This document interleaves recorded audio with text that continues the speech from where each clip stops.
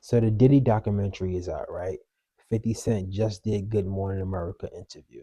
I don't know if you guys have seen it, but me, when I watch it, my legal mind automatically kicks in. Let's watch this clip.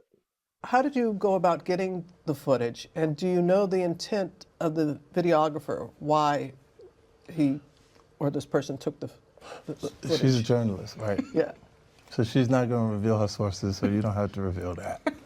Yeah. Not going to reveal my sources, but I think that partnering with someone like 50, it was very much in the universe as to what we were doing. It's a lot easier to get it. All right. Now you guys have seen this clip, right? So she asks, where do you get this footage? 50 Cent interjects. He says, she's a journalist. She will reveal her sources. And he sort of hints towards the idea that him and his team are journalists. They're not going to reveal their sources. But there is an issue here, or should I say, there may be an issue here, right? And that issue is whether this was a work made for hire or whether the videographer was an independent contractor. Now, depending on which one or which category this videographer falls under, or should I say the employment agreement that Sean Combs engaged in with the videographer, there can be repercussions. So if there's a work made for hire and there was some sort of employment contract, you have an issue because you are an employee of Mr. Sean Combs and this footage is copywritten and you have leaked uh, Mr. Sean Combs footage which he has ownership over, especially if you were paid, right? You do not have ownership over this footage. So there were clearly some laws broken there if this is a work made for hire contract. But on the other hand, if this is an independent contractor and Sean Combs has not paid this individual during the course of the videography, then he retains ownership of the footage, right? That means the videographer is the owner of the footage because he was an independent contractor and he was not hired to record. So in turn, he can sell the footage to Sean Combs, license it, or do whatever he wants to do. There was some case law around this. I believe Sisyphus Touring versus TMZ Productions,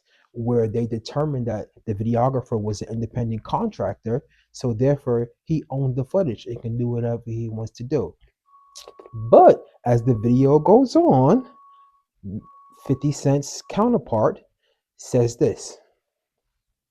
And you alluded to this, Alex, because watching the footage, and you're like, does he know he's on camera here? Like he's going back and forth with his team a lot, and you could tell at one point he was wanting people to change their opinion of him, and he was very clear about it. Just can you talk a little bit more about that part of the footage? Yeah, I mean, I think that hopefully when you watch the film again, because it spans so much time, you understand that this is a man who's very comfortable in front of cameras. You know, he was a reality star, and kind of at all points of his life, it seems as though he always had somebody following him with the camera. When you have that kind of power and everything, you know, I'm going to edit this. So I'm going to have the luxury of being able to take out what I don't want and leave in what I want. And I think, you know, there's a line in the film in the last episode where he says, everything is about controlling your narrative. And that to me is a big takeaway of who Sean Combs is, or who he wants you to believe that he is. So, Okay, now when you look at this, right, she's saying that Mr. Sean Combs had intents on editing it later, that he has some sort of intent of making the media see him a certain way, and he wanted to construe this, and he was like a marketing genius, right? So when I hear this, I automatically think to myself, did he hire this person, right? He had intention, or he had intention to control this video. He intended to edit it, he intended to reshape it to make it look a certain way.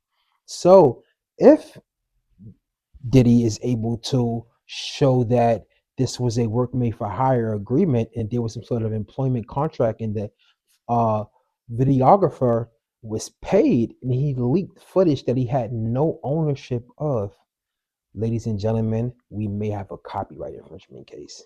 So we should all be on the lookout for this. And follow me.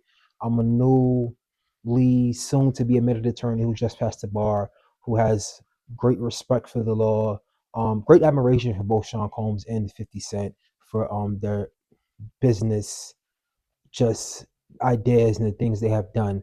But I'm going to be commenting on a lot of stuff like this.